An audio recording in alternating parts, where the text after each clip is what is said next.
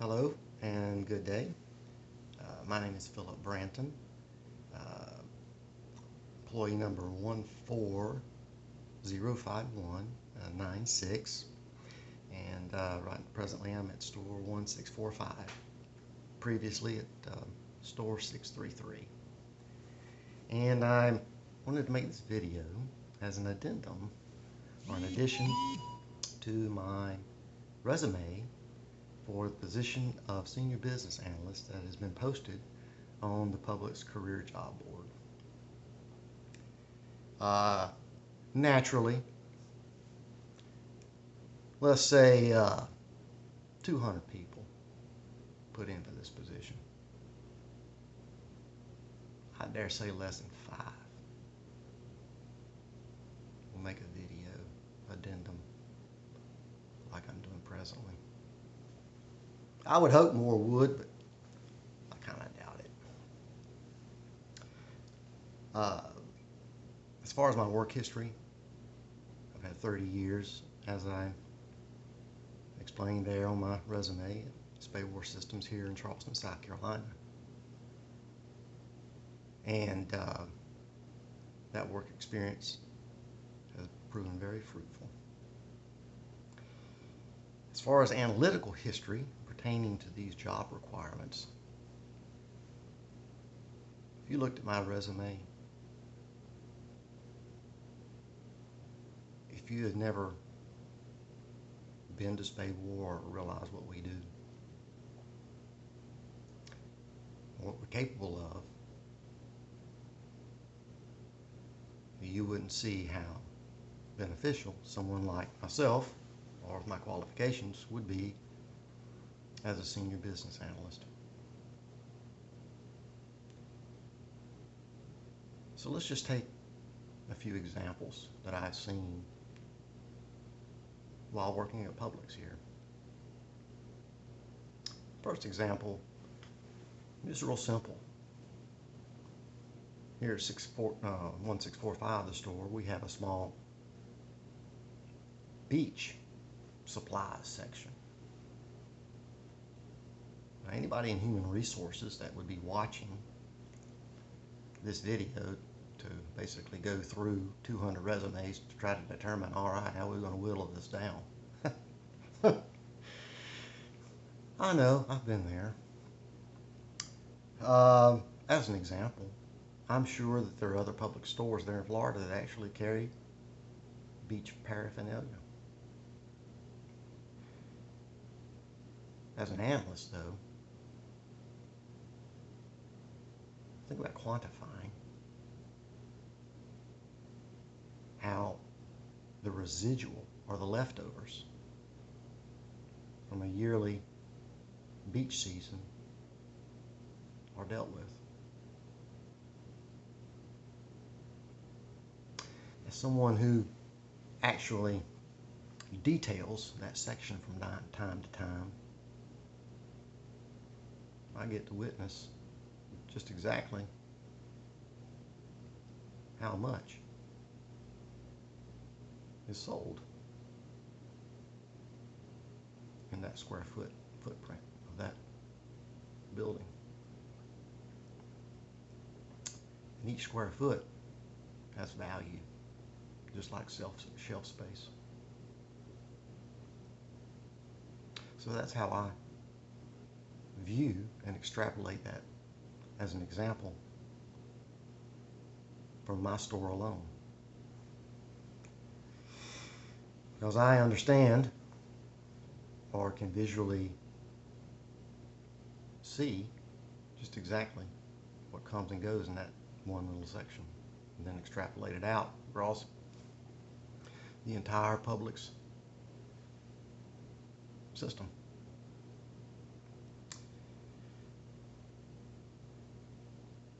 Also,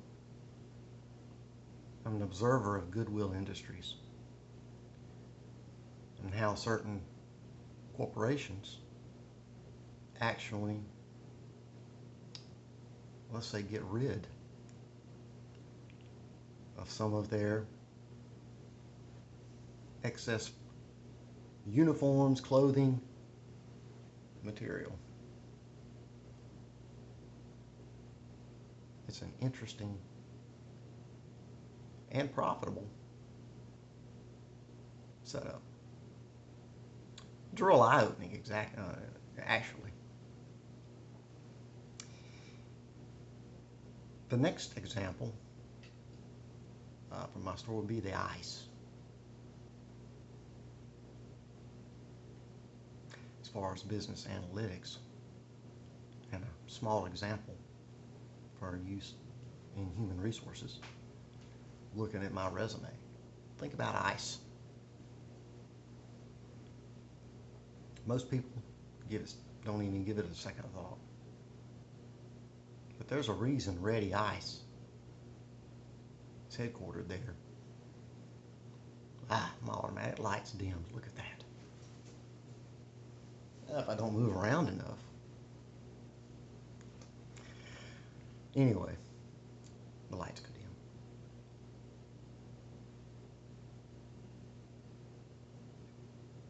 Most people wouldn't understand how to use ice as an example of a commodity within the public sphere and business as a leading indicator.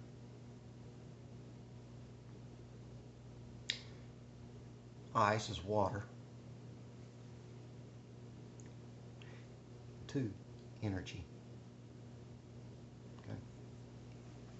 And there's a reason that Ready Ice is headquartered in Houston, Texas, because of energy and how a company understands certain costs on their bottom line for the health of their business. Right now, think about ice as far as water and energy, and how certain FDA and Department of Energy policy changes may or may not send ripple effects through the entire ice grocery retail sector. Most people don't even think of it that way. Someone in human resources probably never even give it a second thought.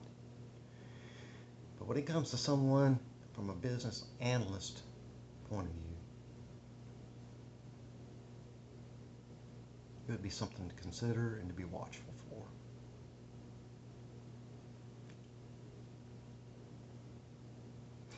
The next thing is minor, but actually major. When I'm actually filling out the form for my resume submittal for this position, my phone number was wrong. Now think about that. Here I am, I work at Publix. And someone in Lakeland, Florida wanted to get in touch with me. And they pulled my information up on the website via the Publix portal. They would have gotten the wrong telephone number.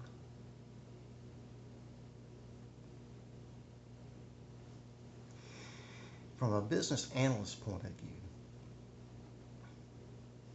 it is that type of data manipulation that one would need to be aware of in various forms across a network when it comes to extrapolating data to base decisions, business decisions on logistics, hiring, firing.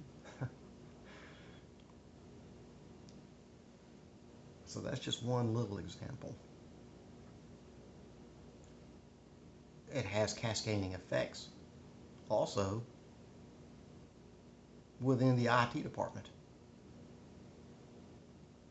How are those records backed up? How are those records archived? And so on. So that's a third example of business analytics. I guess the fourth thing that goes along with that analysis there with respect to the website phone number. My last day there at store 633 before I started at 1645, me and another coworker got locked inside the building.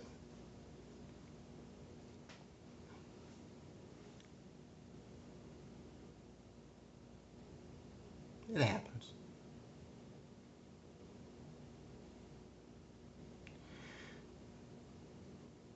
But it was a conversation that I had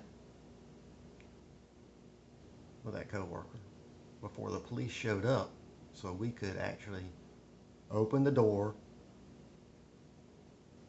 and leave. Because I called the emergency number for Publix to actually find out what I needed to do, because I did not have the store manager's phone number. That's my bad. I should have had my store manager and grocery manager's number, but I didn't at the time. Anyway, it was interesting to see and watch from my experience when the police showed up and everything happened exactly the way I said it was going to happen, and to see the look on that young lady's face. She was like, wow. I'm like, yeah. They should have known who I was before I even opened the door.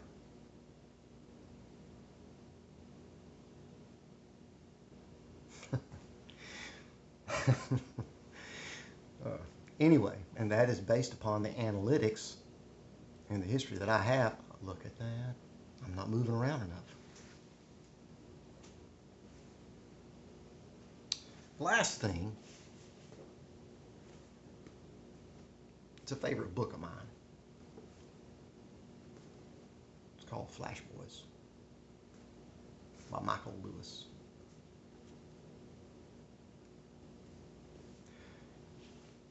From an analyst point of view, from a human resources point of view, if you took a survey of human resources right now, they're in Lakeland, Florida, just a quick poll.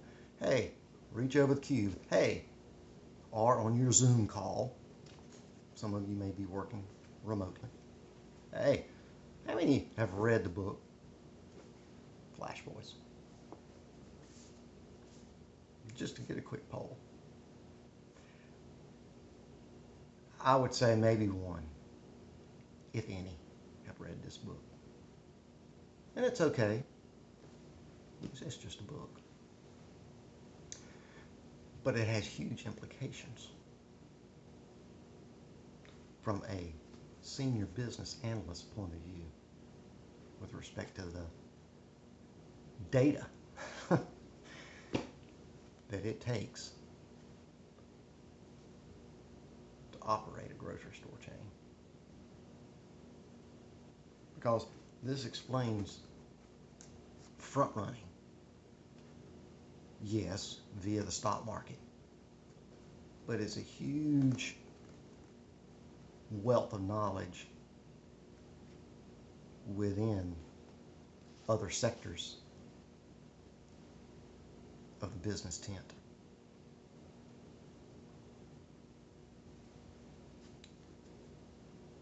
The day that we had our little grand opening pre-party at 1645, I presented this book. I asked the president, I said, have you read this book?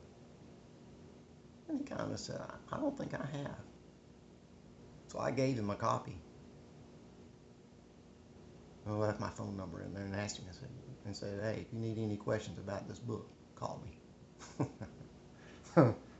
I didn't expect a call. Didn't get one. But I'm sure he read it. And if he had not read this book before I gave it to him, he probably had an uh-oh moment. So I just want to take these few minutes, 15 now, just to give you some sort of idea of what I'm like before you even meet me. I mean, let's say out of 200 people, you're going to probably have to whittle it down to 10 people to interview. I know, I've been there. Deciding which 10 to even interview, that's even hard enough for the human resource personnel.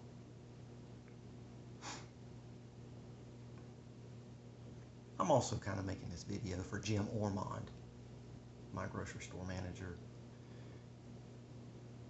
not store manager, grocery manager, department manager, store 633. He's a good man. Not Kevin, store manager, a good man also. But also for Jeremy, Lance,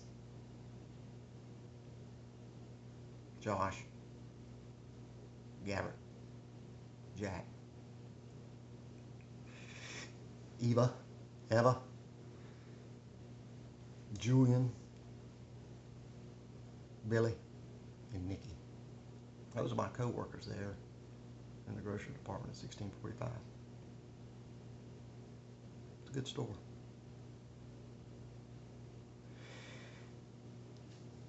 But I appreciate you taking this time to get to know me while you review my resume. Hopefully, I'll get to meet you as one of the 10 or so that you decide to interview for this position. It has huge implications.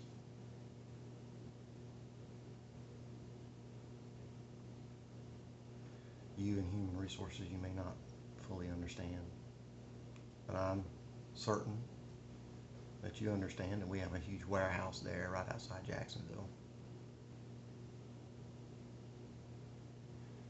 The implications from the JEA, that's the Jacksonville Electric Authority, Dominion Energy, Southern Energy, Duke Energy, has huge implications.